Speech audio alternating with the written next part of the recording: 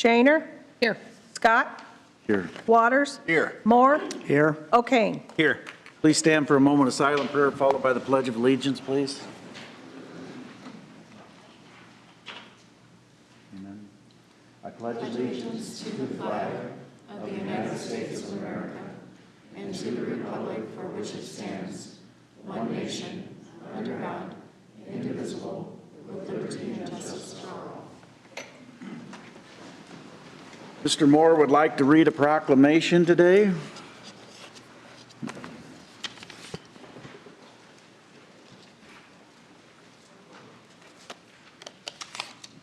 Thank you, Mayor and Council. May I have Julie Enigson and Pastor Joy Gonnerman please come up?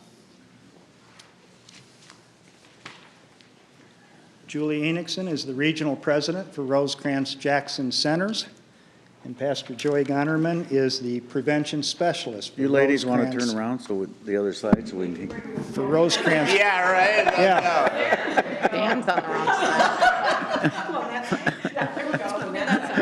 side. Sorry. That's okay. Yeah, we have a professional. Is a prevention specialist for Rosecrans-Jackson Centers, and I am proud to present this proclamation. Whereas International Overdose Awareness Day stands as a solemn occasion to raise global awareness about the tragic consequences of drug overdose and to remember those whose lives have been lost as a result. And whereas over 400 Iowans have lost their lives due to drug overdose in the last year, and the observation of this day serves as a call to action to reduce the stigma surrounding substance use disorders and to promote compassionate understanding and support for individuals and families affected by overdose. And whereas education and prevention are essential tools in combating the overdose crisis, and this day encourages communities, organizations, and governments to intensify efforts in providing access to evidence-based treatment, harm reduction initiatives, and resources that aid in the prevention of overdose deaths.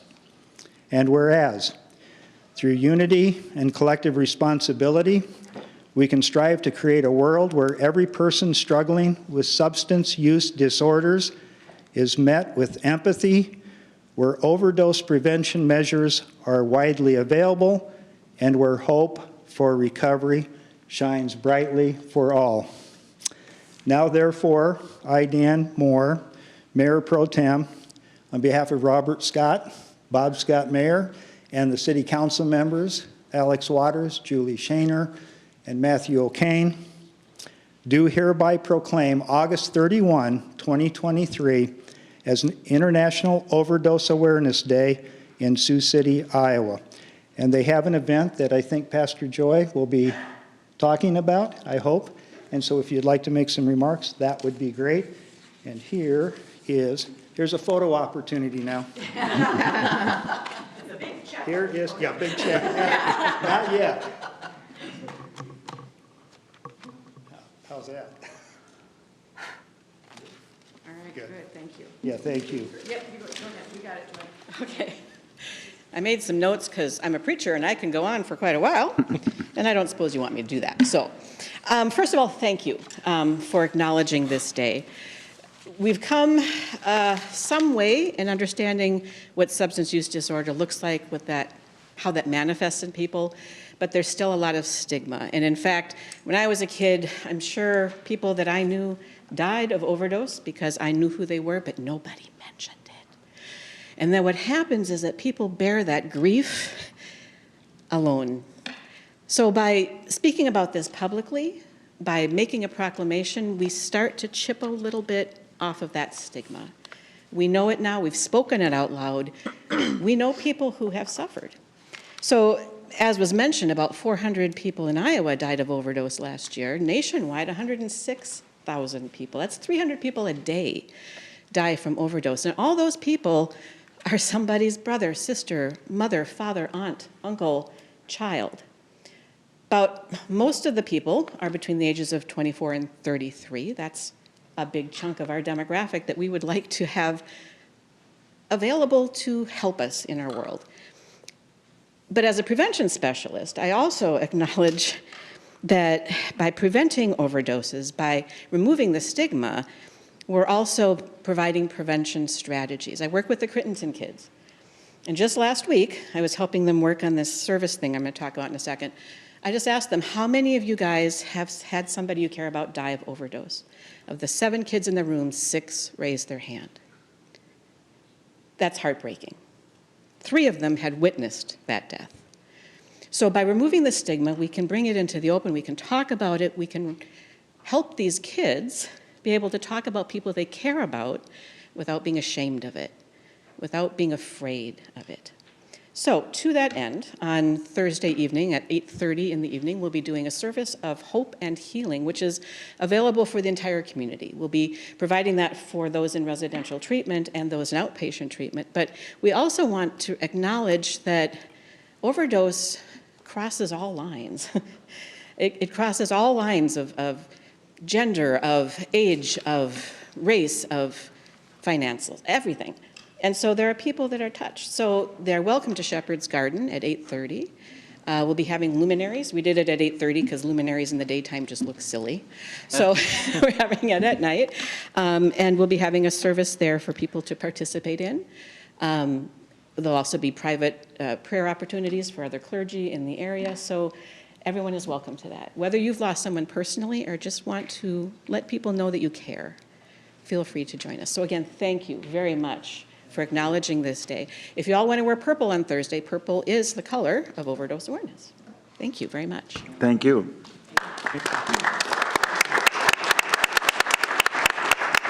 I just want to thank Dan Moore and the council members here and for recognizing us and how important it is to so many families and in our community and in the state of Iowa and around the country here. So thank you very much on the behalf of Rosecrans Jackson.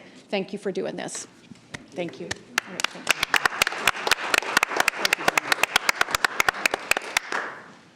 Okay, we'll go to the interview for Terry Feemstra. Taryn? Do you want me to oh, do I'm my- sorry. You have something else? Do you want me to do my introduction first? I'm sorry, but that's right. No, that's okay. It's not that's on all the right. agenda because you forgot to He tell really me. did know. No, that's fine. No, I'm really proud and honored to introduce the new executive director for the Sioux City Symphony Orchestra. As you all know, the Sioux City Symphony is extremely an important partner with the city of Sioux City, and they have a lot to do with their programs for students, programs for adults, and as well as economic development in a very direct way because of the quality of life amenities that are so important to all of us. So I would like to read a background of David Gross, the executive director, if I may. David Gross is the new executive director of the Sioux City Symphony Orchestra.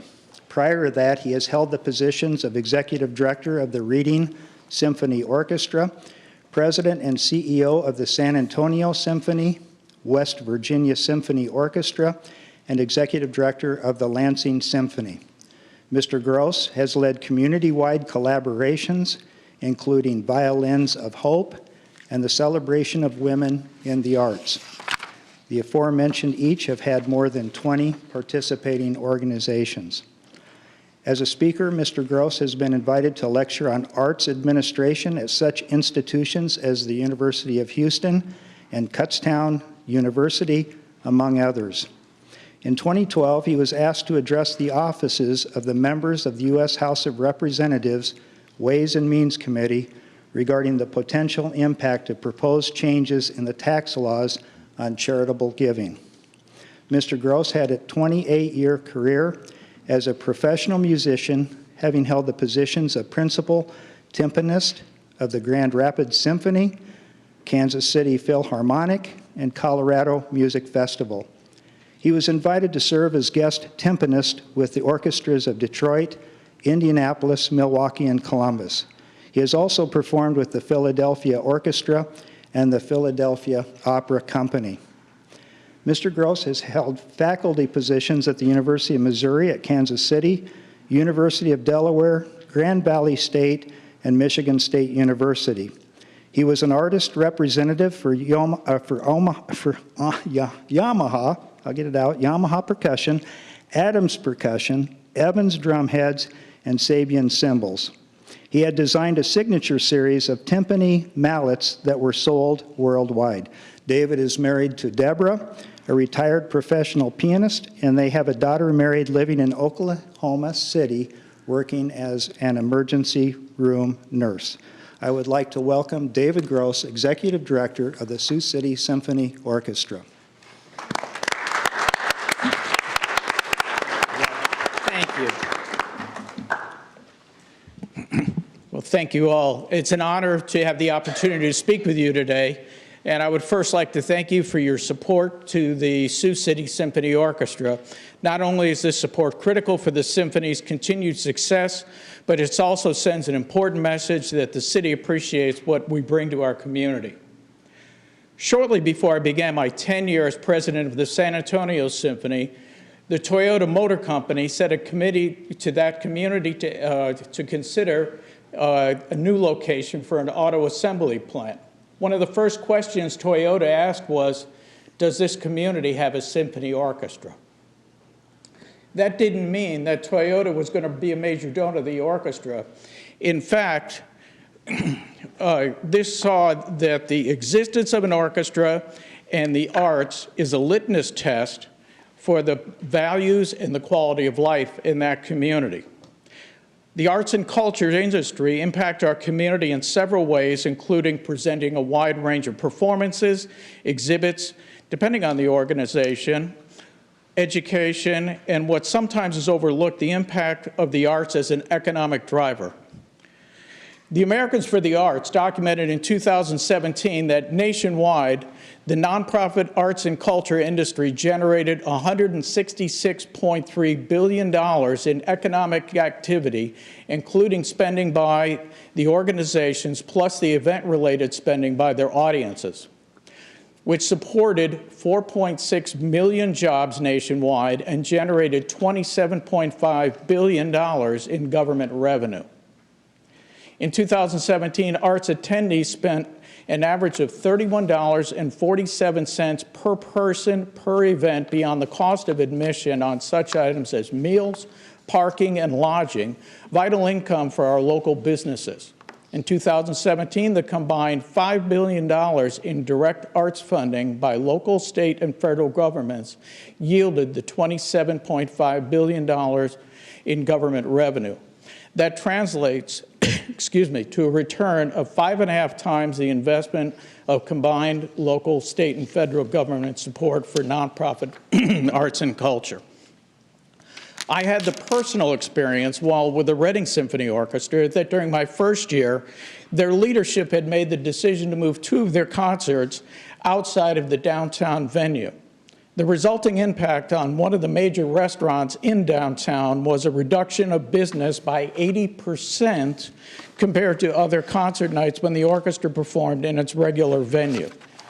Well, what happens to the waiters, busboys, etc., employed by that restaurant if the orchestra, along with other nonprofit arts and culture organizations, were ceased to exist?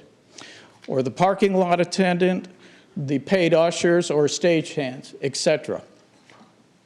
Locally, our Sioux City Symphony generates nearly $1.9 million in economic activity, spending by our symphony, as well as event-related spending by our audiences. Expenditures by symphony audiences annually are $237,155 beyond the cost of admission.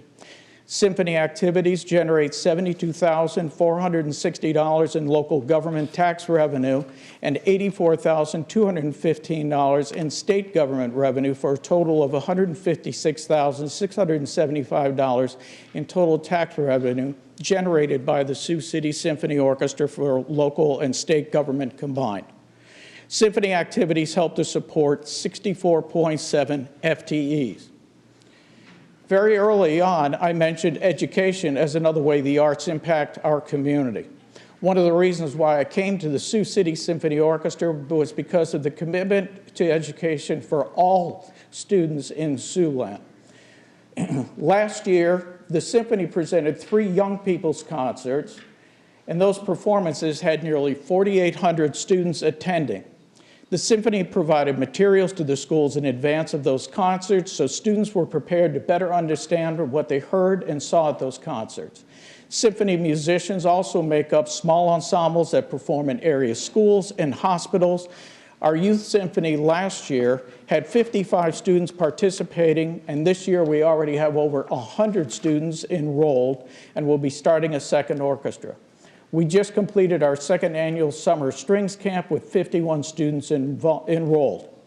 These young musicians work closely with our professional musicians from the Sioux City Symphony, including sitting alongside of them for rehearsals and performances. One thing I neglected to mention, every one of the Sioux City Symphony's education programs are free. No student, parent, or district, excuse me, pays for the education programs we provide. So what does this all mean? It means that arts are good business investment and the arts are a good business partner. If our community can encourage greater partnerships and collaborations between for-profit sector and the nonprofit arts and culture organizations in downtown Sioux City and beyond, we can create an incredibly vibrant community with an economy that will continue to grow by bringing people to this great city. Over the next few years, we can make Siouxland an even, excuse me, an even better place to live, work, and raise a family. Thank you. Thank you.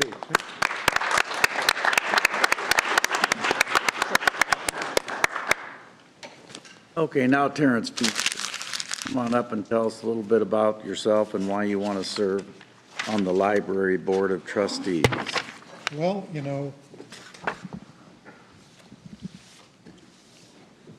hi everybody, I'm Terry Feinstra. I served on the library board previously back in the 90s. As a kid, libraries were very important to me. My father was in the Air Force. We drug ourselves across the country and the world, and we did not have a lot of money, so libraries were the places where I could go for books. And so I've always been in support of them. I was recently, I guess last month, having coffee with a friend who's very involved in community activities, and I suggested to her that, well, maybe you should consider the library board. And then I went home and thought about it and called her and said, don't bother because I'm going to put my name up there. So she's busy enough already. Beyond that, Questions? questions. I read that you've served on this board before back in the 90s, That's correct. and you enjoyed it. I did. I did it. Nice, cool meeting room in the basement, and since I spend most of my days outdoors now, it would be a nice retreat from that. But I also feel that I can offer, you know, a reasonable amount of business experience, particularly in dealing with people thoughtfully, and I'd like to do it again. I suspect a lot of things have changed at the library since you served in the 90s, but Well, I certainly hope appreciate the so. information. Yeah, no doubt. Well, Helen's made sure of it, so. Thank you. Thank you. very much. Thank you. Let you know. We'll go to the consent agenda items 3 through 13B. Constitute the consent agenda. You can assume that they pass unanimously unless a separate roll call vote is asked for by a council member. If you want to speak on an item, please come up as I read that item. State your name and address for the record. If you want to speak on an item not on the agenda, please come up under citizen concerns. And today, remember, as always, we will limit your comments to 3 minutes. I'll move the consent agenda. Second. 3 is a reading of the August 21st City Council minutes. 4 is a motion approving the Civil Service Commission annual report.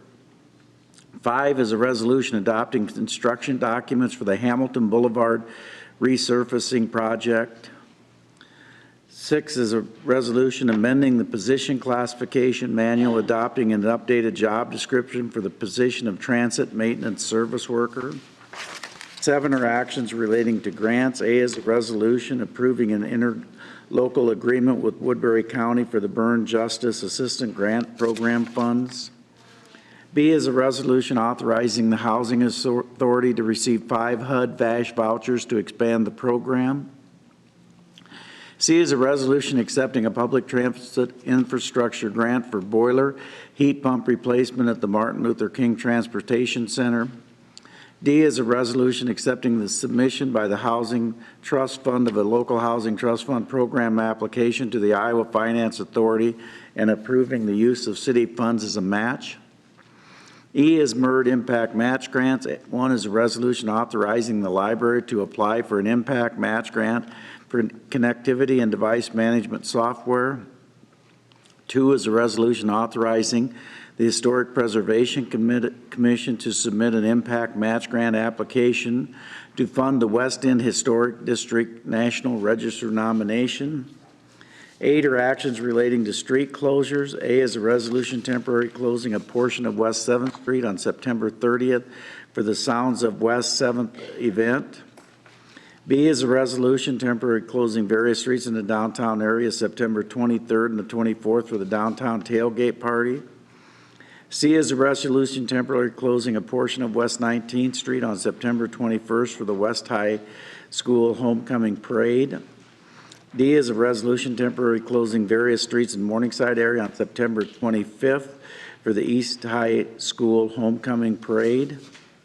9 are actions relating to agreements and contracts. A is a resolution authorizing a release and satisfaction of a real estate mortgage promissory note and agreement for covenants and restrictions with Riverside Estates for 1104 to 1108 River Drive South. B is a resolution authorizing an addendum to the agreement with IDOT for the Highway 20 traffic signal project. C is a resolution approving amendment number 1 to the consulting services agreement with DGR Engineering for the Les Hills Scenic Trail project. D is a resolution granting a permit to Fibercom to maintain underground cable in the area of Whispering Creek Drive and Castle Gates Drive. E is a resolution approving a consulting services agreement with RML Architecture Utility Garage and Office Building Project. F is a resolution approving change orders numbers 1, 2, and 3 to the contract with RP Constructors for the Sioux Aviation Center site improvements. G is a resolution approving change orders number 1, R, and 2 to the contract with L&L Builders for the Sioux Aviation Center building project. H is a resolution approving a development agreement with 3094 Floyd Avenue for the purchase and development of land in the combined Floyd River urban renewal area. 10 are actions authorizing payments. A is a motion approving a list of all July claims, expenses, and receipts. B is a resolution approving July fund transfers. C is a resolution authorizing payment to MTC Mechanical for the airport replacement RTU 1 and 2 project. I need to abstain on that, conflict of interest. 11 are actions relating to property. A is a resolution scheduling a hearing on the proposed amendment number 2 to the amended and restated Donner Park Urban Renewal Plan for expansion of the South Bridge number 2 sub-area. B is a resolution scheduling a hearing on the proposed amendment number 1 to the amended and restated combined Floyd River Urban Renewal Plan for the expansion of Highway 75 North Urban Renewal Sub-Area. 12 are purchasing. A is a resolution amending the purchase order issued to Rees Mack Truck Sales due to an increase in the price of Mack's plow dump trucks. B is McCormick. 1 is a resolution awarding a purchase order to McCormick Distribution for 6 ice machines for the Tyson Event Center. 2 is a resolution awarding a service provider agreement to McCormick Distribution for the installation of the ice machines. 13 are applications for beer and liquor license. See the list if you have any questions. This concludes the consent agenda. Does anyone here want to be heard on any of those items? Lisa, I'd like to abstain on 9G, conflict of interest.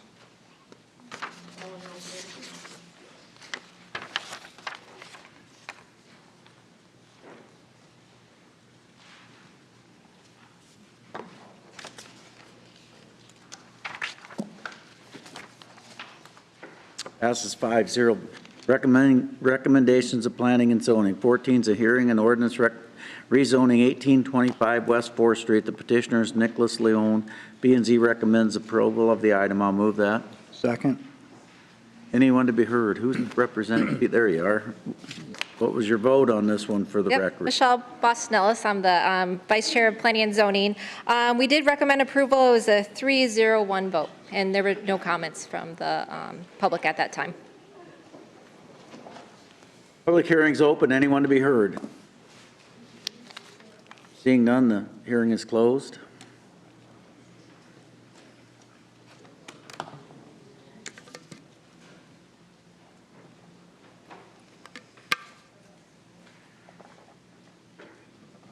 Five zero. Anybody opposed to waiving the statutory rule? No. I'll move that. Second. Scott. Aye. Waters. Aye. Moore. Aye. O'Kane. Aye. Shaner. Aye. I'll move second and third. Second. Waters. Aye. Moore. Aye. O'Kane. Aye. Shaner. Aye. Scott. Aye. Curious, if you miss so many meetings, you're supposed to be asked to not serve anymore. Are you, any of your members, because it seems like the most you ever gets 5, in Yeah. jeopardy of that?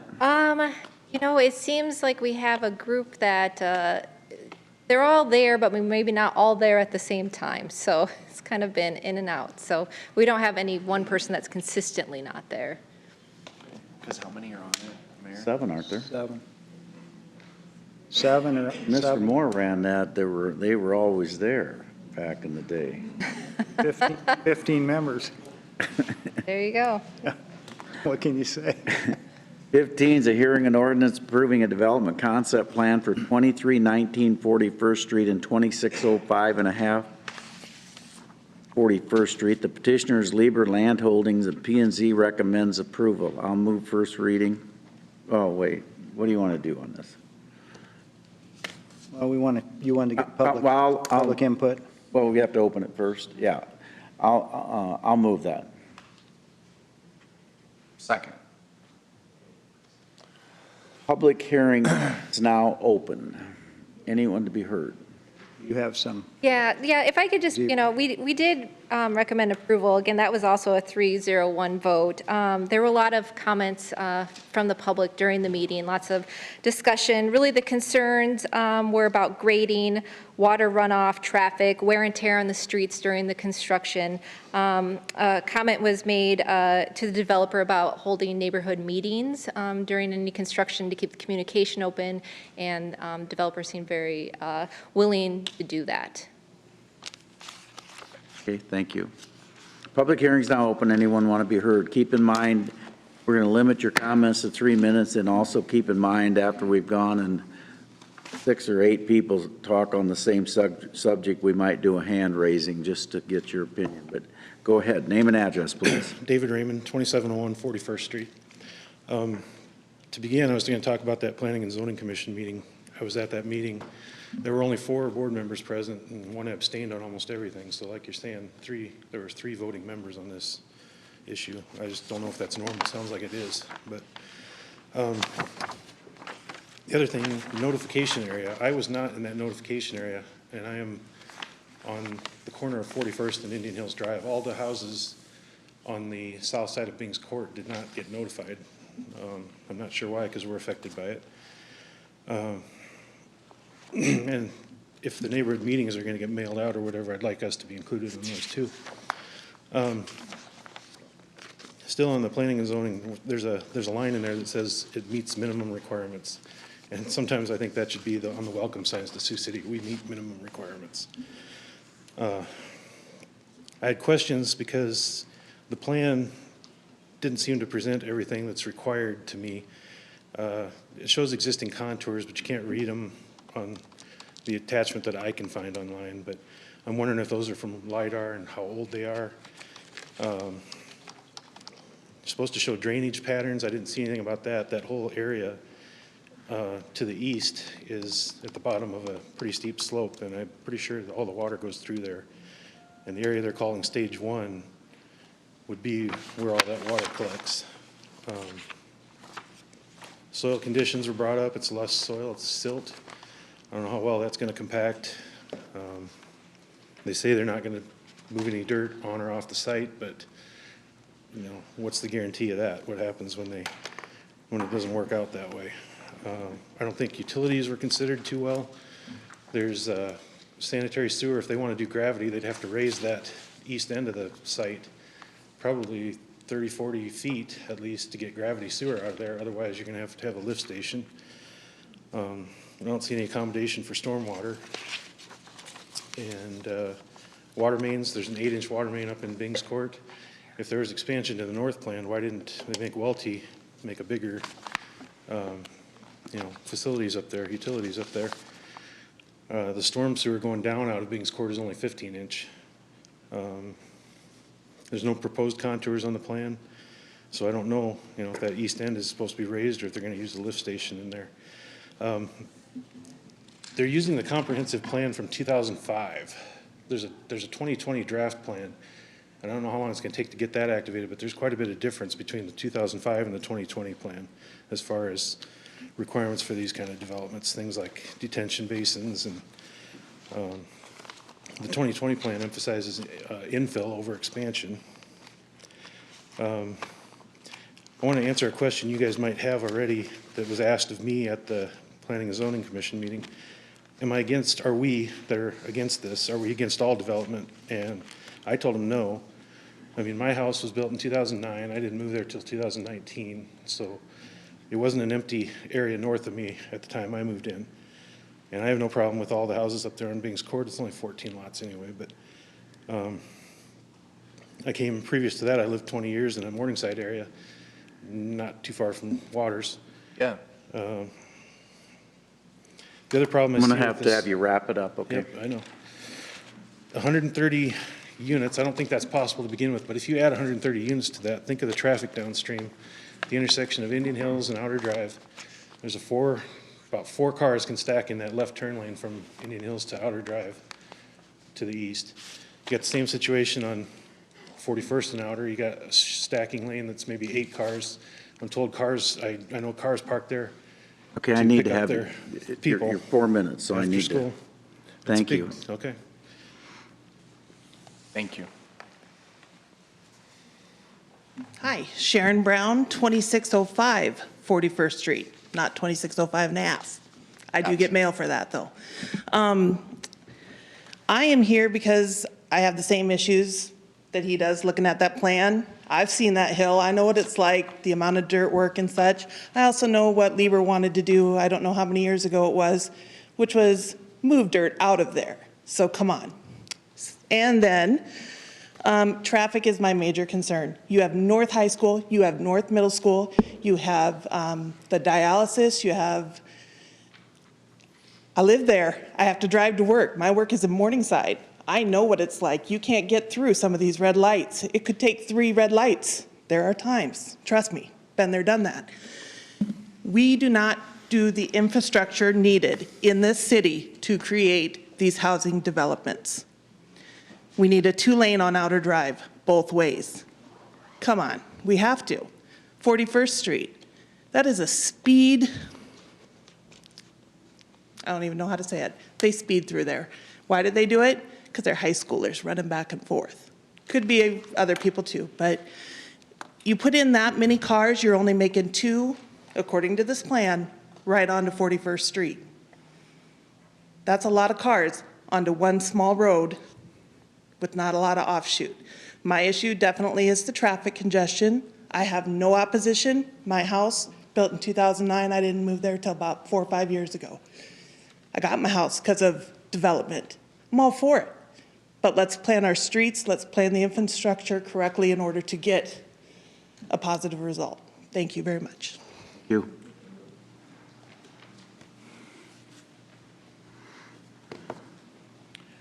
Rex Runquist, 3131 Norman Drive. I'm speaking in opposition to the 41st Street development. My comments are more on an emotional appeal. As a concerned citizen, I've lived on the north side on a Luss Ridge for over 30 years now. During my time in Sioux City, I've seen many of our Luss Hills developed into residential areas, such as South Lakeport, which once had a lovely view of the bluff from the valley, Whispering Creek, Floyd Bluffs, North Cheyenne. Sioux City may need more housing, but our population is stable enough, I think, that we can proceed thoughtfully in where we choose to expand. We do have a parcel that remains protected, which is Sioux City Prairie next to Briar Cliff, an example, in my opinion, of good management. The North Middle School sits in a very lovely, picturesque setting with the lush ridges behind it. I can see why neighbors seek to preserve that area and its natural appearance. We seem to follow the same pattern over and over, as do many cities, that of expanding ever outward while our older neighborhoods decay. Once developed, these areas can never be returned to their natural state.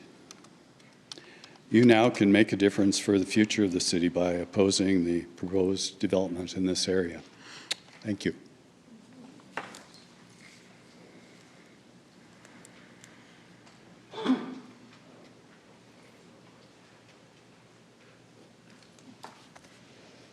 Hello, my name is Tina Hall. I live at 4415 Buckwalter Drive. I have property adjacent to the proposed development site. And thank you for taking the time to listen to our concerns. I appreciate that. I'm asking you to vote no on this concept plan.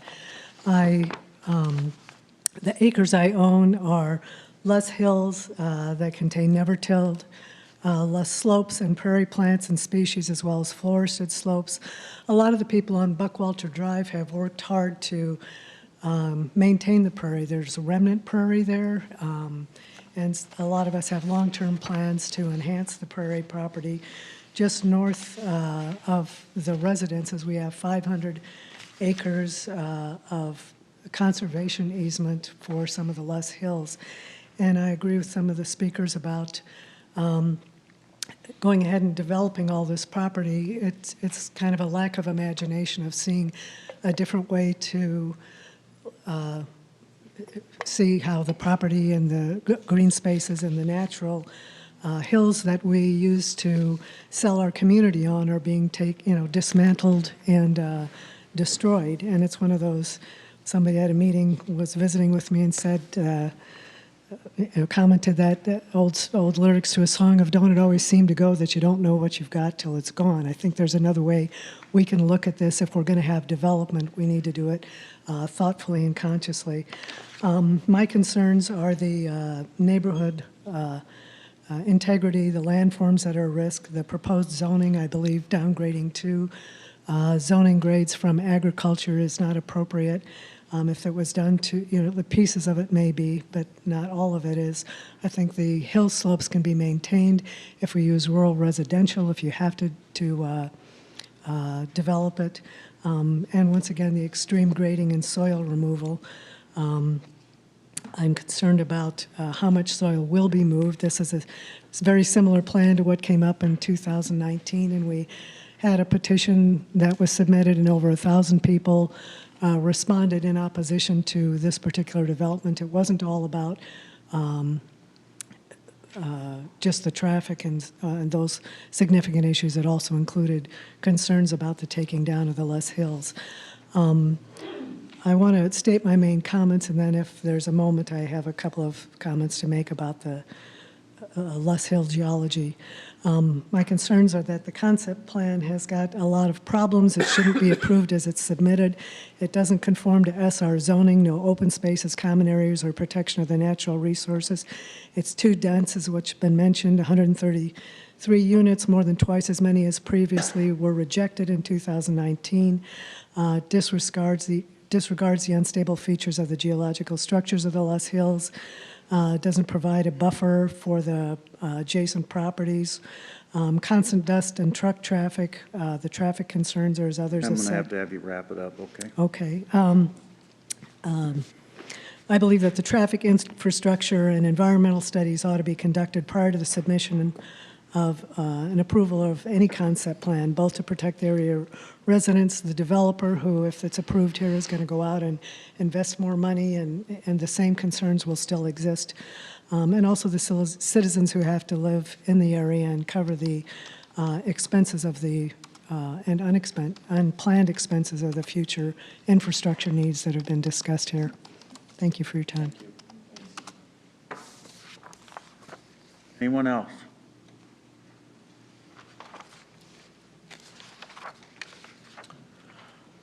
Well, I'll make a comment. I taught at last year. Probably one of the scariest things about this development is middle school, teachers have to arrive at 7:15. I have turned on to Outer Drive from Hamilton at 6:45 and been late to school. A half hour just to make that stretch. So you residents that live in the area, you already know what the traffic is like. There are parents that park on the side of the road because they don't want to try and make it through traffic, or they have the inability to make it through traffic. I think a development of this size is just incredibly risky.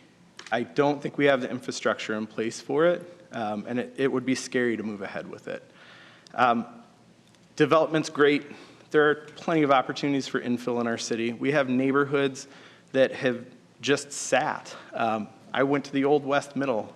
That lot sat for a very long time. Finally, it's seeing some development, but that's a long time for it to go. It was like back when dinosaurs were around is when I went to middle school, so it's been sitting there for a while. There are tons of opportunities for infill throughout our city, and I hope that more developers will look more seriously at them. And that's everything. Anybody else? I'll say a few things. Well, I'm going to talk now because it's my turn, and then you can talk. You'll get a chance. You know, I have mixed emotions about this. I voted for all the development that's occurred around my neighborhood because I don't think it's fair for me to say, not in my backyard. I remember when we didn't have paved roads out there, and everybody said the road got paved because the mayor lives on it. Well, those of you that live on it know that is far from the truth. We handle way more traffic than we should. You don't get backed out of the house at 7:15, just wait a while because you're going to be in your driveway for a while. I get all that stuff. But the other side of the coin is when development was occurring right next to my house in 2 phases, of which you guys live in, nobody came and said, we can't have development here. These are the Les Hills. So for me, it's kind of a mixed bag here. Why weren't people here when we endured a couple years of dirt blowing in our swimming pool and that kind of stuff, and in our house and on our cars? And I get all of that, but it's just ironic that it depends on whether your ox is the one being gored or not. I understand that. I've been doing this job way long enough to understand. I remember when we put the Fairway store in. Nobody's going to shop in that Fairway store. Why would you put that Fairway store? When I see those people at night now, I want to remind them they didn't want the Fairway store in their neighborhood, but now they shop there. When we put the kids from Mid-Steps down at the bottom of the hill, I heard those kind of people we don't need in our neighborhood. And guess what? They're the best neighbors I've got, and not discounting you guys as neighbors, but they're great neighbors. So, you know, neighborhoods change over time. I don't know if 133 lots is the right number. I don't know. I'm not very happy that we don't have a grading map, and we're at this stage. I expressed that to the staff earlier today. It seems like we have a long ways to go to even believe that we're here. But I guess for me, I'm going to at least get to the point where we see the topography and those sort of things before I make a final decision. So go ahead. Maria Rehnquist, 3131 Norman Drive. I'm here to encourage you to vote no for this development. My concern is the destroying the Los Hills. That's the gem that Sioux City has, and they don't have many, very little, and we keep destroying it. On top of that, we're destroying our habitat. And with no habitat, we don't have food because they need the prairies, our bees, our butterflies, they need the food. So this is the second round. When Mr. Liberty is going to stop? This is the second round, and it's an agricultural state. We have agriculture there. Just leave it there, but do not destroy the Lost Hills. This is our beautiful city, and people move here because of the prairies and the Lost Hills. Thank you. Thank you. I'd like to ask Chris Madsen, if you could come back. Just some preliminary comments that I have on a concept plan. One thing I don't want to do is, if we approve a concept plan, it could potentially become misleading that we okayed this and then we're going to have arguments and discussions that we are trying to get answers to, and it seems like it's a little bit too late. I'm wondering if a deferral of this item wouldn't be wise so that we could at least get some answers to the questions that have been raised. And you just correct me as I'm going along here, but I understand the concept plan is to try to avoid a lot of the expenses that are involved in to do a development. And this is a monumental project, and it just seems like some of the residents have said that they're not opposed to all kind of development. They just want to see the right kind of development, but there are a lot of questions that have been unanswered. And I appreciate some of your comments that you had sent to us this afternoon. But I'm just thinking if a deferral could be made and then we could pursue some of these questions or some of these answers to these questions, I think it would help everybody, because that's kind of the constant theme that I'm seeing here, is we don't know what it really is going to be. And it does seem like it's very dense. It seems like it's a dense, we need the housing. I get that, and I think it's a great project for housing, but it just seems like it's really dense. There's not the green space. There are not a lot of items that will have to be required under the ordinances going forward. And it seems like if we could get some of those preliminary answers with everyone's input, we'd be better off, better served. Chris Madsen, Senior Planner. Correct. The intent of a development concept plan is a pre-step. It's an optional step. In this case, the developer decided to take before submittal of a preliminary plat or rezoning. In this case was to have the council review and the city review the land use and the general lot layout, street layout. That's all that would be reviewed today. Approval would not allow development to occur. It just gives the developer a little bit more confidence in developing those more engineered plans in the preliminary plat. So yeah, this approval would not allow anything to occur on the site. That would still have to happen, still reviewed by the Planning and Zoning Commission, City Council with the required notice. The Planning and Zoning Commission did direct staff to hold a public meeting. We do have the location for that set, obviously depending on what happens for the council meeting, but we do intend to hold that meeting with the developer and the neighbors. And that would be with those plans developed. We'd schedule that when the grading plan is developed, when they're ready to submit for those items. I don't know if anybody else feels the same way, but I just think it's... So, Chris, the concept plan is just to help the developer gain the confidence that he should invest more money to dive deeper into the project. Correct. But you're believing that there's going to be 133 lots. I just want you to know. Yeah, and that's what I was going to clarify that you said, Chris, is it because I'm trying to determine whether a deferral is important or whether we can pass the first reading and then have more discussion or ask for more feedback. But with your response, I feel like if we were to pass the first reading and move forward onto the second, we're basically saying, well, we would be okay with the proposed lot structure. We just need more information then moving forward. Whereas if we wanted to address the density that some are bringing up or talk about what the flexibility is of the number of lots, then it maybe is best to do deferral and have some of those conversations before we would pass first reading. Am I understanding that correctly? The concept plan would not set the number of lots. Again, that would be the preliminary plat. It does meet the density requirements of the code. Obviously, without a rezoning, those numbers can change a little bit and fluctuate depending on which zoning district is chosen. Sure. But it does meet the requirements of the suburban residential zoning district for a number of units.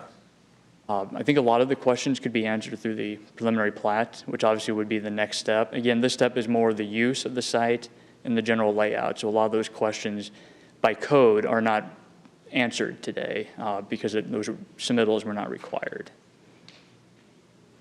When's your name? And if you wanted to defer, I may have to ask the petitioner if they think they would have any of those documents ready if you were to Or defer what or only time. approve for Yeah, reading. Oh, I understand. Well, I mean, this takes a rather large retention pond, and it should. But I'm trying to visualize, because obviously I've lived out there longer than any of these people by a long shot, how you can put that retention pond on the north of Dave Barkley's old house and not build a big, I mean, I'm just trying to visualize. Again, I told you I can't visualize topography, but how Schultz kid that lives up right on the edge of this detention pond isn't going to have a big wall of dirt right outside his window. Because we don't have the topography, I don't have an answer for that. But I don't think that's fair to somebody like that. I mean, the guy that bought Dave Barkley's house probably okay with it. I don't know if he's here, but is probably okay because it's the barn back and they can landscape it and plant grass seed in that. But until you know what this looks like, it's really tough to believe that we have any kind of clue. And I know you tell me this is how you do it, but.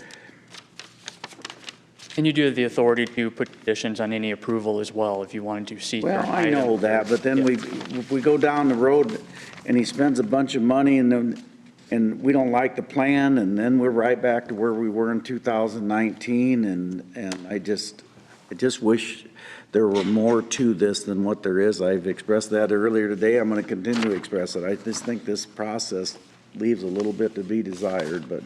Well, and that's why we have the ability to be able to extend it out. Because I mean, you know, Rod, I guess I understand the development and I want to make sure you're making a smart investment, you know, and that I don't know what it's going to take to be able to recoup that or cash flow from your end of what you're looking for, different lots and what your needs would be.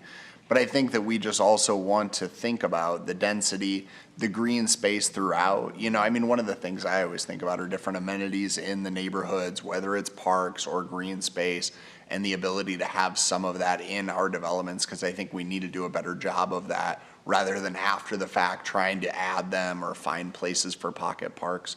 The other thing that I think was brought up by Matthew is if we have the ability or what that would take to look at a traffic count and say, you know, what are we able to withstand? And I'm hearing more and more about the traffic counts around school and thanking God that I guess I live in Morningside and not having to deal with the mayor racing up and down his street. Or that was high schoolers, you said, not the mayor. No, once in a while the mayor gets a no out. These guys know that. Uh-huh. But I think that some of those things are things, as Dan said, we need houses. I'm not as concerned about, and I'm all for conservation. Let me be clear about that. And I think that we need to be really calculated when we are making these moves. I think that there's an opportunity for development of this area. I just want to make sure that we're responsible with it and are able to address some of the concerns by the people living in those neighborhoods, what they're saying. And I think that we can come to a mutually beneficial solution if we think that development can be done here, but I think we need to be responsive to some of those concerns. And I'm not a big fan of deferring and pushing things and extending them out for a long period of time. I'm a pretty impatient person. But I will tell you that I think that I would rather make sure that you feel confident that you're going to recoup your investment and it's a smart development for you, and the neighborhood or council feels comfortable at least with what's proposed, rather than, us green lighting you and then pumping the brakes or, stopping development down the road. I just don't think that makes sense for you. And I don't think it's something that you would want, nor would the neighbors want. And so I hope that makes sense. So I guess that's why I understand the desire to maybe extend it out and ask for a few different things that could take a little bit of time, but the last time this was here was 2019, so apparently you're a little more patient than I am, but yeah. I didn't think it came to council. Or, Did it ever? Yes. yeah, it Oh, was it- where we had the discussion about it, I think is what. When's the neighborhood meeting scheduled, Chris? We had it scheduled for September 7th at North Middle. We have By not the sent way, notice. we can race up and down our street because we haven't seen a police officer out there for years, so. But Country Club Boulevard has that slow down 30-mile-an-hour that they haven't moved now for 7 months or 8 months. Well, now we I'll know let where that we stuff should go put today. now we need Now to we put a know where to speed put it. kiosk so that we can catch the mayor's license plate breezing by. I'm all for it. Chris, what I wondered was your thoughts on, and you would know more, and I didn't mean to cut you off about a date, but just thinking about what is the timeline of looking into traffic counts? Because I know we've done that and are doing that with different developments and areas to know what we should do, because this is a great deal of households to be adding more vehicles if there are already different things. I'm just trying to think of, what we could do. Engineering department has told the petitioner that a traffic study would be required during the preliminary plat phase. Okay, perfect. So we Is that- would take those Is necessary. that pretty much in every neighborhood when it's something large like this? Because I did a little checking, and Whispering Creek, now they had 298 homes plus that senior center until 2015 when Glen Ellen was connected to 141, and they just had that one road with a short right turn, and I think most people were trying to probably get on the bypass one direction or the other.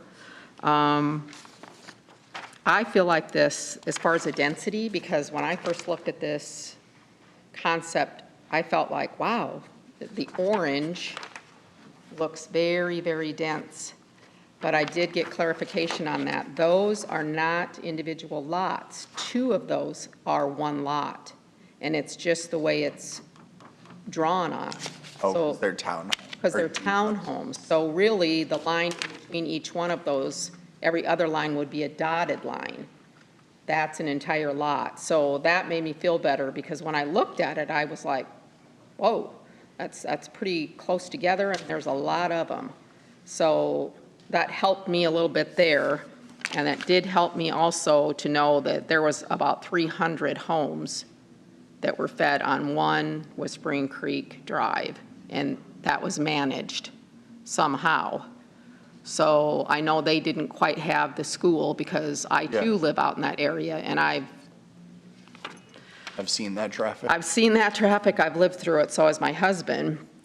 But I also think that we overlook, and I've said this far before I knew anything about this development, is I kind of feel like the Sioux City School District should take a look at the problem of the traffic up there and create some kind of a frontage road that wraps around the school or something for their unloading and picking up and. But it won't do any good because they come down to 41st Street and park there and make their kids walk all the way down to 41st Street because they don't want to pull into that parking lot and take forever to get out. Most of those people that are parked on the street are not waiting to get in. They're waiting for their kid to walk out and get in the car so they can get out faster.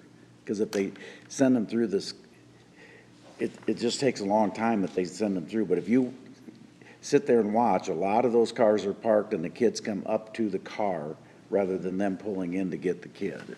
Well, they have nearly 40 acres out there. And they're I was not gonna say, using to all of it. Julie's point is like, I wonder if, Get 'em off if the they would be street. able to engineer a faster way Right, of right. moving traffic rather than the city saying, Yep. oh, we need to fix this problem. Well, that's who they're gonna tell to fix it. Every street problem you have around a school, we've been dumb enough to fix for them, so they'll ask They us need to to do it put a again. street around their school on their property, a road that they can go through and unload and pick up and stand there, back there and wait. That's the idea of what they have, one way in, one way out, but it doesn't work very well. Gordon Fair, city engineer. In regards to the traffic study. Yeah. Typically, we require them to have just what's coming in and out. But we can, on this one, mandate that they study that whole area, including east or west to the school and so forth, to study that to see what kind of effects that's going to have, not just the two entrances or exits or whatever. So we can do that during that stage. Will that take into account well, I suppose, because it's going to count the vehicles, right? Like I was trying to think about if it would count all the people that are traveling to that area for school and things like that, not just the. Yep. Yeah, it does. Yeah, it won't be, like I said, just for those two entrances and exits. It'll be, That area. yeah, for that whole Probably come general out. area, including Yeah. area Probably here. come out of Indian Hills as well. Yes, And how quickly do you get those results, or are you able to analyze those? What's the timeline of those? that'll be dependent on their engineer that they hire. But I think this gives the developer not the green light to build, it gives them the green light to get the traffic count and to get these things, go to the next steps to find out, is this really going to fly or isn't it? Right. Right? Yes. I just want to make sure if we were to vote, it's not approving it. It's just approving that we let them submit this. This is what my concept is. This is, okay. Maybe you'll have to put the stop sign back on all four corners in Indian Hills and 41st Street. I know how you don't want to do that, but it did slow the traffic down in front of our houses. That may happen. Do a roundabout. Huh? Do a roundabout, yeah. It'll be in his yard, I not was going to mine. say, I knew that'd get people excited. Yeah, no, I'm just kidding. What's the wishes of the council? Well, I just think there are a lot of answers that are needed on pretty basic questions that haven't been answered. Maybe you'll get that done at the September 7th. I'm just not comfortable with what's being presented. There's more problem. I think with the major concern being traffic, I would want to see a traffic study before I'd be comfortable moving forward in any amount. Good afternoon, Mayor and Council. Brett Langley with Civil Engineers and Constructors, and Jordan Roseboom with Lieber Construction. So yeah, we can speak to a few of those items tonight, but the main message I'd like to get forward is that grading plan and this concept will all be prepared for that public meeting on September 7th, I believe. We'll be there with large plans printed out that'll show all of the grading, all of the lot layouts, and we'll have a couple of folks there ready to answer questions and speak with the public, hopefully quell some of the concerns. A lot of the questions about the engineering plans will continue to be answered throughout the design process. We're just not quite there yet. We're kind of in a balance of trying not to extend too far into this contract right now before we know that there's, a chance at approval. As you know, it's came in the past and it was declined, so we're trying to take all the necessary steps this time to make sure we aren't getting too far in without some sort of approval. Well, put yourself in my situation, because I've asked Rod, I've asked our staff. It's a balanced site, because one of the problems the last time was that 25,000 trucks moving dirt off the site. And oh no, it's a balanced site. But how in the world does somebody like me know that if you don't have a topography? If you don't have that, I'm sorry, but we had a little controversy last week, moving dirt around this town, and I'm not, if this happens, these neighbors have a right to believe that you're not gonna pull one truck load of dirt off that site. And without you showing us it's a balanced site, we don't have that. And is that what you were kind of meaning by the 7th? You would have some of the topography of what that would look like? Yes, we'd have finished grading plans for, say, rough grading for what the entire site would look like to balance all of the dirt on there. Quite a bit of dirt probably moving from the west side to the east side to level all of that off. Right.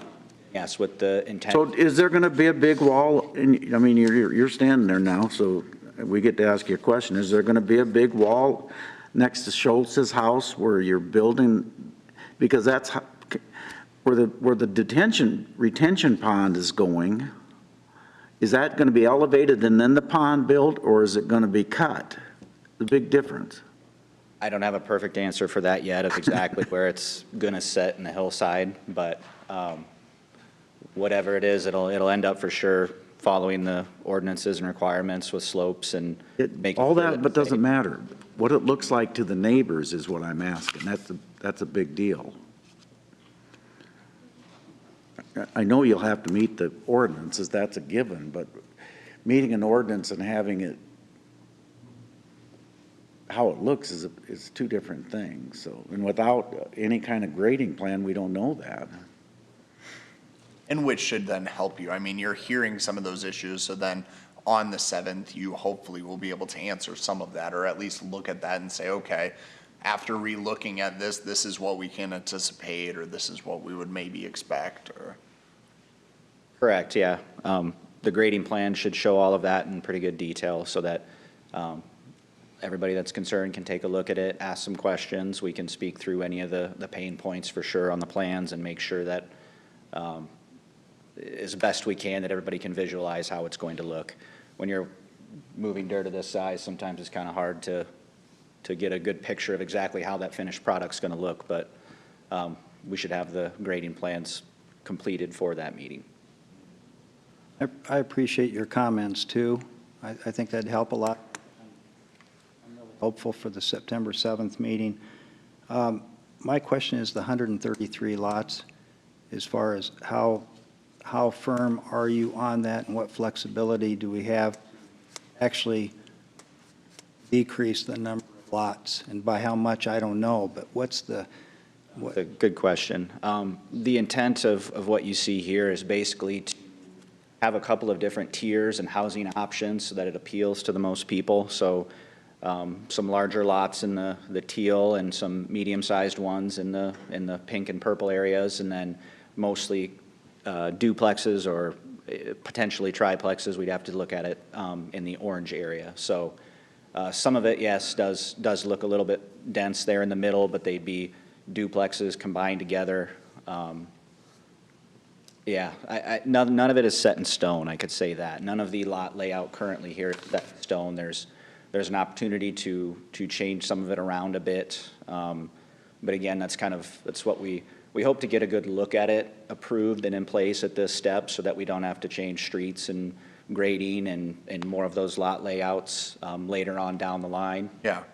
It's more and more difficult. Which I think is, to Dan's point, like that's where I'm trying to be honest with you, at least where I'm at, in order to where I would feel comfortable voting for that. And I think that's what Dan's saying as well.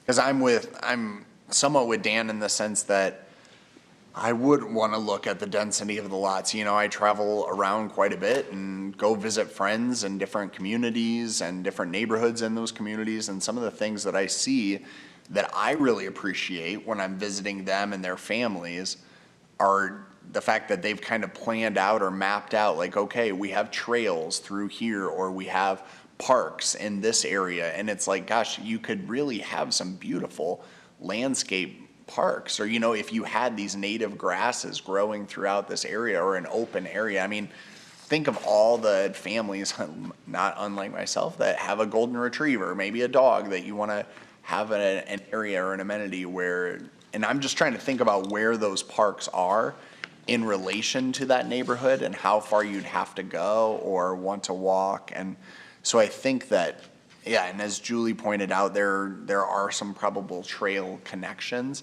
but I think that would go perhaps, or at least be something that I think your neighbors would really appreciate, is that it's like, well, you're also adding amenities to this area. You want it to be a neighborhood that families want to be in, and they feel comfortable, enjoying. That's where if you could reduce some of the density and maybe add some of those different amenities to offset, I think it makes your lots even more attractive, because then you have more of those things available. I want to live in a neighborhood where we thought about trails before the lots are built, right? So we're not going in and tearing up a lot of people's area, or, don't have the right of way. That's what I would encourage, guys. The other thing I like about the neighborhood meeting that you'll be having is that the neighbors then can put a lot of their questions to you before that meeting, hopefully, not at the meeting, so you could be better prepared and we could get some answers. And some of your answers may be, we don't know, or we're not going to know till we get into the project. But that's what I think that's what everyone's looking for. I just don't know on a deferral, which I'm pushing for, I don't know how much past September 7th we need, so that you might need a follow-up meeting to that meeting. We got the 11th, 18th, and 25th for our council meetings. We don't meet on Labor Day on the 4th. So we have the 11th, 18th, and 25th. But it would, yeah. Well, what? No, I was thinking they had to go to P and Z, but if you don't approve, yeah. I was just thinking okay, that would slow it up. So our next steps with approval today would be to have that public meeting on the 7th, and then I believe later on in September, we'd be looking to submit a preliminary plat as well as preliminary engineering plans that would be more of a look at this site, especially after some of that input from the public meeting, so that we can hear those concerns and make some updates or changes as necessary. Then we would go back to planning and zoning and then to city council again, so. Yeah, I think the conceptual plan here just, again, inspires a little more confidence in the developer to continue to put some more time and effort into this development and help make it a reality. Well, that's what I'm wrestling with, just so you'll know. I'd like to have a lot of those answers before I'd vote this up or down on the concept plan, but I'm just treating you as you'd treat me, and that's just being upfront about it. So I'm still wrestling with that and not being comfortable. But I might be the only one that feels that way. I don't know. Well, I think Matthew's already said he is, and even if Alex and Julie and I vote aye, I would be opposed to doing second and third today. So that means it kills your project. I guess we just as well kill it now as to not. But I'm not gonna, this project has enough controversy with it that I'm not gonna vote for second and third. The public should have a right to come speak 2 and 3 times on this, And I think this process. and that, or I would. Yeah. Let me just ask you this, though. I mean, do you have a real problem with deferring it till after this meeting on September 7th? I don't know if I have a definitive problem with that. Just in general, the schedules are getting tight for this fall. I know getting the preliminary plat approved so that the grading can start later on this fall and early winter is already on a pretty tight schedule. Because the intent would be to do all of the grading yet this year. And so just the more that we defer, it would give us less time this year, and it'd probably be a next year project.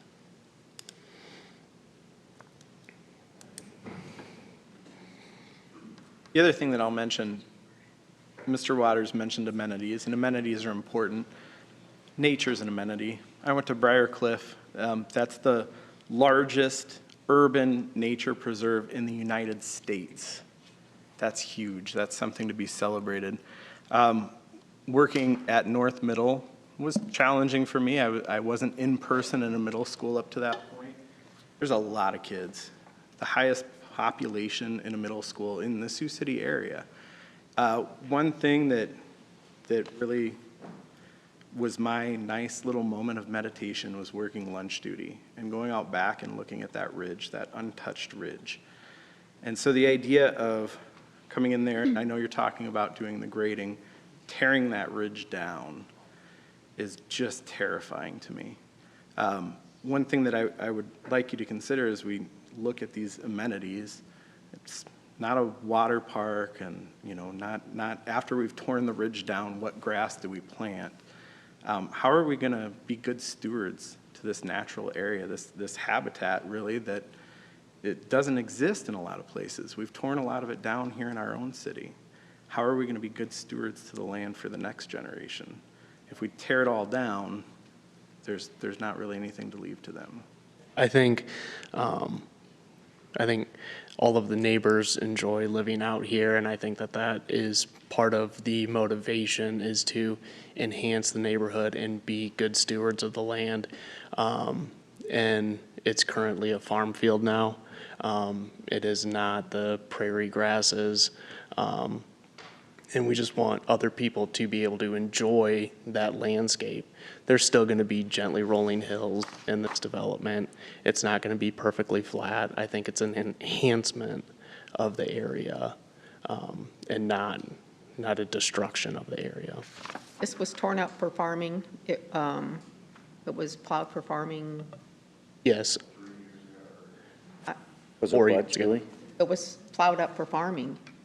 Is that what you just said? Yeah. Right. Yeah, they're farming. Right, you're farming it. For how Yep. many years? 4 years now. The east 20 acres has been farmed for forever. The west 25 acres has been farmed for 4 years. So it's not prairie grass now? No, it was never prairie. It was pasture for Dave Barkley's cattle. It was Yeah. ever prairie grass. Well, I shouldn't say it wasn't ever. I used to take my grass clippings up and put it in Dave's field because cattle ate them, and we'd have to drive it all the way to the back. And it was all pasture for his cattle since I moved out there. At least I moved in '79, and I probably started dumping clippings in '81. Okay. So this isn't undisturbed, okay?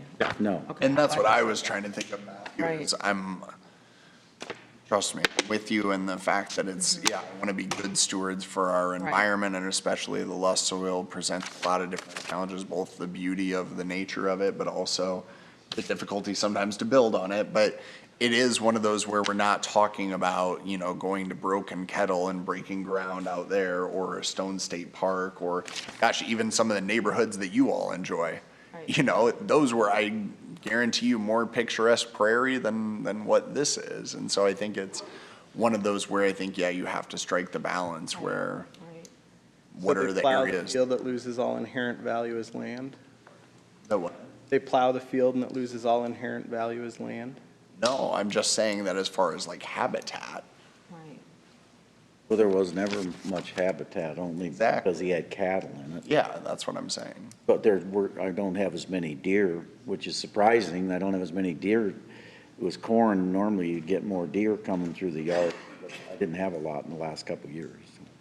Nicole, I have a question for you to refresh my memory on this. So there's a motion on the floor at the second. Can I make a motion to defer to September 11, which would be a date after the neighborhood meeting to be held on September 7th?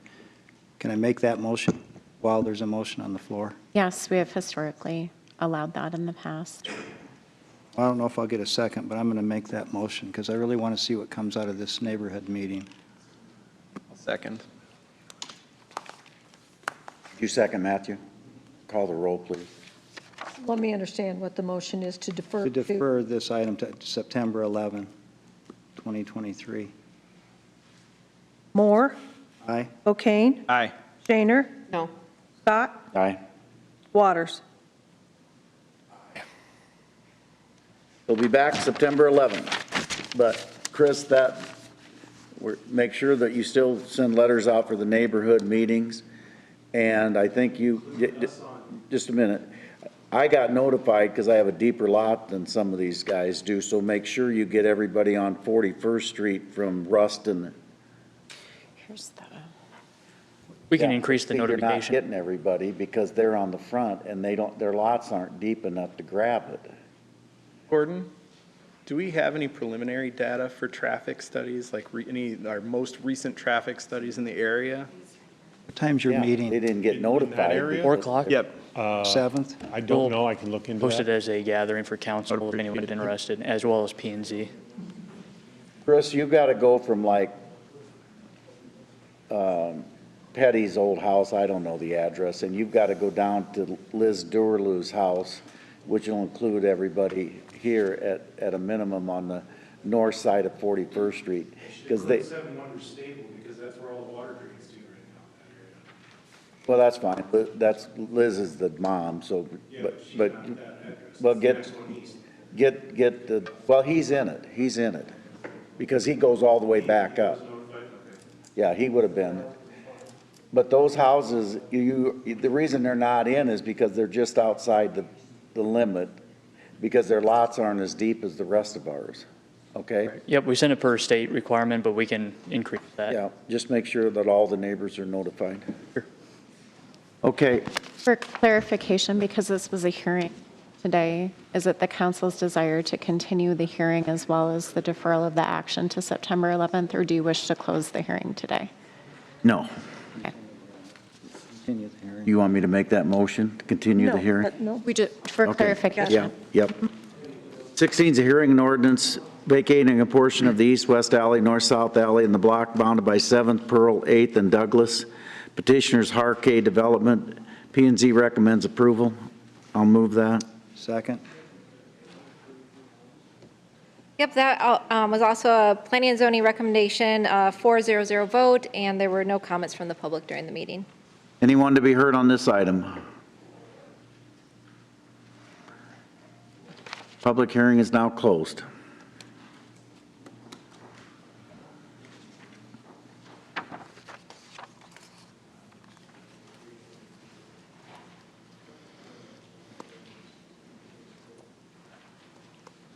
Passes 5-0. Anybody opposed to waiving the statutory rule?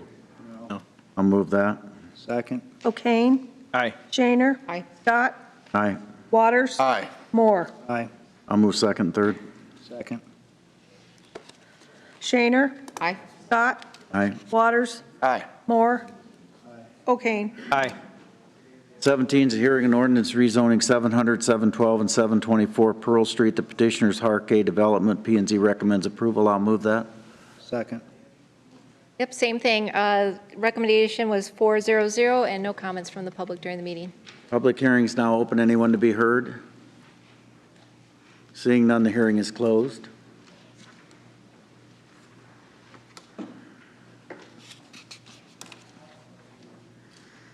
Your project looks nice with that ramp going down. Yeah. Yeah. Passes 4-0. Anybody opposed to waiving the statutory rule? No. Nope. I'll move that. Second. Scott. Aye. Waters. Aye. Moore. Aye. O'Kane. Aye. Shaner. Aye. I'll move second and third. Second. Waters. Aye. Moore. Aye. O'Kane. Aye. Shaner. Aye. Scott. Aye. 18 is a resolution amending Resolution 2021-0951 relating to the demolition of 904 Morningside Avenue and authorizing a 90-day delay of demolition. Mr. Bullock. Darrell Bullock. I'll move it. Production Services Manager. This is a project I'm really glad that they're actually bringing back and actually going to go ahead and fix. We have an engineer's drawing on this one. It's a building that's in between two other buildings that are permanently attached. So staff is recommending that we move forward with the 90-day state demolition. Oldest barber shop in Sioux City, Iowa. You're saving it. Saving it. We're going to find some I great just places asked the down there. question last week. But now, what were you saying about it? It's attached to two other buildings. No, yeah, and I know where we're at, Yep. but I'm saying they're coming forward saying that they have a plan to be. They did. They submitted plans with this. That's part of the requirement. They submit plans for that. So we know what they're doing is going to meet the requirements of getting the red tag off. What are they doing? Basically, building a whole new building inside of a building is what it amounts to. The floor system's gone, the roof system's gone. They're coming back in and rebuilding the whole structure, basically. I do kind of wish we had a facade program or something. Had a what? A facade program or something. Those buildings. It goes down there. We extended that Morningside to Cecilia Park. Really? Pretty sure. Chris, do you know, Matt, does the facade program go all the way to Cecilia Park? I think it does. I think we've given money down there, haven't we? Do you know? Yeah, so they can get money. I don't know if we have any left. I didn't know. Yeah, I didn't know that. We didn't have funding this year, but obviously CIP coming up, so. No, you're fine. I didn't know that it went all that way. I was told about that barber shop. Thanks, Darrell.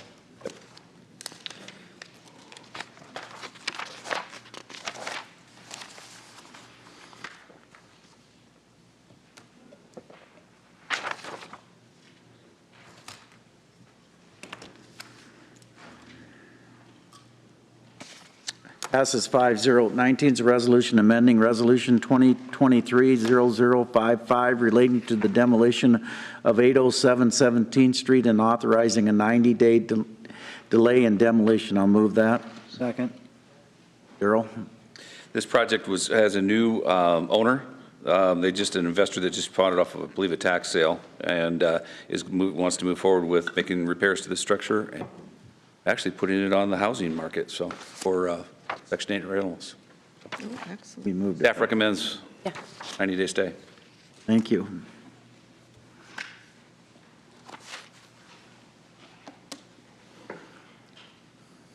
Thanks, Darrell. Thank you.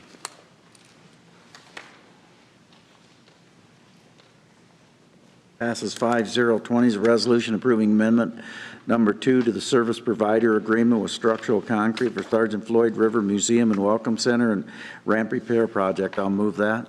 Second.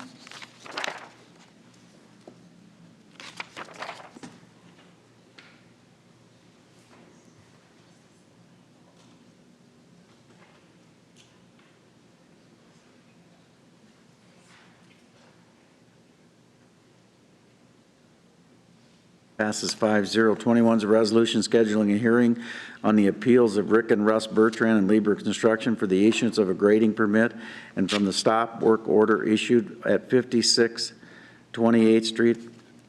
I'll move that hearing to be September 11th. Is that our next meeting, right? Mm-hmm. And it comes to the council, is that what Yes. you're telling us? So we have to schedule it?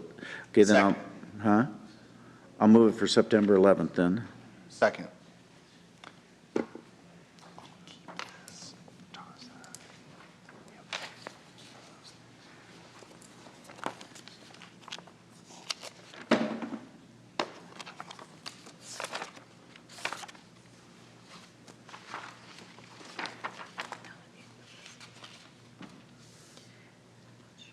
Passes 4-0.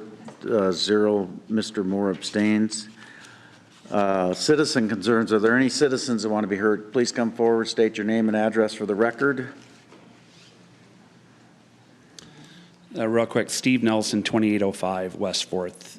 I'm Harkay, the developer of the Benson Building. Appreciate your support there with the rezoning, but the main thing up here I wanted to tell you, as long as I'm here, I've been working with the engineering department in the city, planning and zoning, and they've been great to work with. We've had challenges throughout this project. I usually get a little frustrated. So Gordon, Chris, Brittany. Hold on, you're happy with it? I'm very happy. Justin Potter. How much did Gordon give you to come up here and speak? I want you to repeat it again so It's we hard. can say it. There's times it's been difficult for me to come up and say that, but I appreciate their help. I appreciate it very And much. looking at some issues that we've had, some of them major, and working with us in getting it done. So I wanted to say thank you, hats off to them, and thanks for the support of the project. Thank you. Thank you. Well done, guys. Anyone else?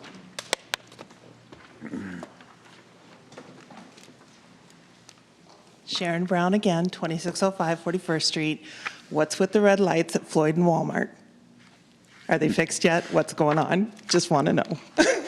They've kind of been on and off.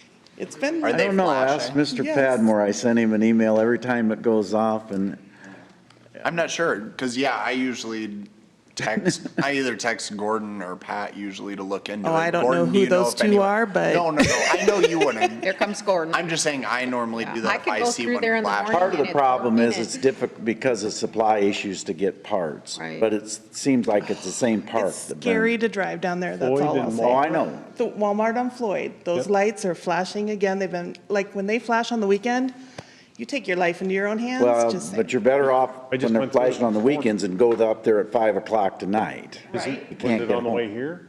I Flashing? haven't been down there today. Oh, no, they were out this morning. I just drove through it this morning. I didn't go through that. I haven't been there this morning, they were but I working know this over the morning. weekend it Okay. was. They would, trust me, they were done. I sent Bob an email or text last Thursday, I think. They were out for like 4 days. And that's not the first time. It's like the 5th time that those have been out. If you can just, I'll look into send someone, to ask and look. Thank you. It doesn't go on. I do every time, that one. Try to get home at 5 o'clock and you can't get there. Anyone else? Any other citizen? How you remember all these? Mr. O'Kane. All right, I'm going to speak into the microphone for Lisa. This is an appeal to the public. I am looking for anybody that would know the whereabouts of the time capsule at West High School. It was buried in 1974, and we are coming up on the 50-year anniversary. We need to dig up the time capsule, but we are not entirely sure where it is. So any member of the public that would happen to know where the time capsule is at West High School, please call West High School at 712-279-6772 with any clues you can give us. Thank you. 712-279-6772. Thank Okay. you. Are all the high schools having this problem, or? They're all around the same time, so I would imagine. I'm telling you, if you're looking at some historians here, if they don't know where it's at, or George Lindblade doesn't know where it's at, then you're never finding it. In 74, I'll give you 5 people to call right now. Right. They don't 70s were a know. strange time, though. In 74, I was trying to get out of college. Well, I was out of college. Just go ahead, Ms. Shaner. Well, I don't have anything other than to expand on the housing problems in Sioux City. Today's vote to defer is just to give a little more opportunity for the developer to give more information. It does not mean that the council, the entire council, I should say, is against the development. We need to develop more than just the southeast end of the city. We do need to develop infill, but there's not as much infill as some imagine. If you want to look at what lots the city owns, you can look on Beacon and check it out. That's one of the first things I did when I was sworn in. Let's fill in lots. Let's find some lots. There are very few, and the ones that we do have are misshapen, kind of odd ducks. We are looking at other areas in the city. We're looking at the Heights. The city owns several acres up there. That would hold 50, 60, 70 houses. That's on the far west side. So there are other areas. We don't want you just to think that the north side's the only focus, but it hasn't been focused on for many, many years. So I think we can work it out. I think we can all work together and make this happen. I was concerned about the roads in and out too, that there were too few. So I asked for the stats on Whispering Creek. I have relatives who live out there and many friends, and I was shocked that there were 300 houses coming in and out of one street, 2 lanes, one way, one the other way, and a golf course, and the nursing home. So I don't think it's as bad as we want to imagine, but we're going to get this worked out. We're going to listen, and we're going to get it worked out. I truly believe we will. So, and I'm committed to that. Mr. Waters. Well, I mean, I would echo Julie's comments as well. I'm hopeful for that we can do calculated development in the future. I think that we do have a number of infill projects that we've really been working on. I would say I think we're doing a good job of that, of really looking into those and addressing those. But that is not going to move the needle as far as the need, and you can't entice developers to, do piecemeal projects like that. It's just not cost effective. And I think that we're trying to look into, and the mayor knows about this too. I mean, we've tried even looking at setbacks and what we can do for different tiny home developments and try to address to get the price of things down. So, I mean, I think that we're trying to be creative with that, but yeah, I think that I'm looking forward to the future and future discussions, and hopefully we can find a happy medium where we're all comfortable and excited for what the future of our community is. A couple other things I would say. Tomorrow is a ribbon cut, or not a ribbon cutting, a groundbreaking for the mountain biking trail out at Cone Park. Speaking of amenities that we should be celebrating, I think that's a great area, and it's really turning into an area where a lot of families are having a lot of fun and creating a lot of great memories and visiting our community.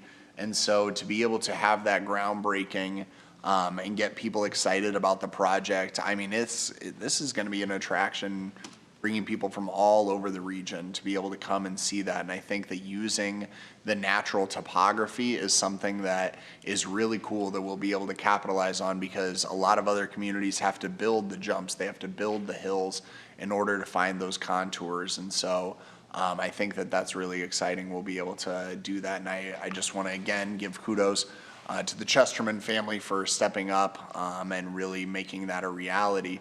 I know people are already here working on the project, or at least doing some preliminary things. And so it's cool to see that excitement.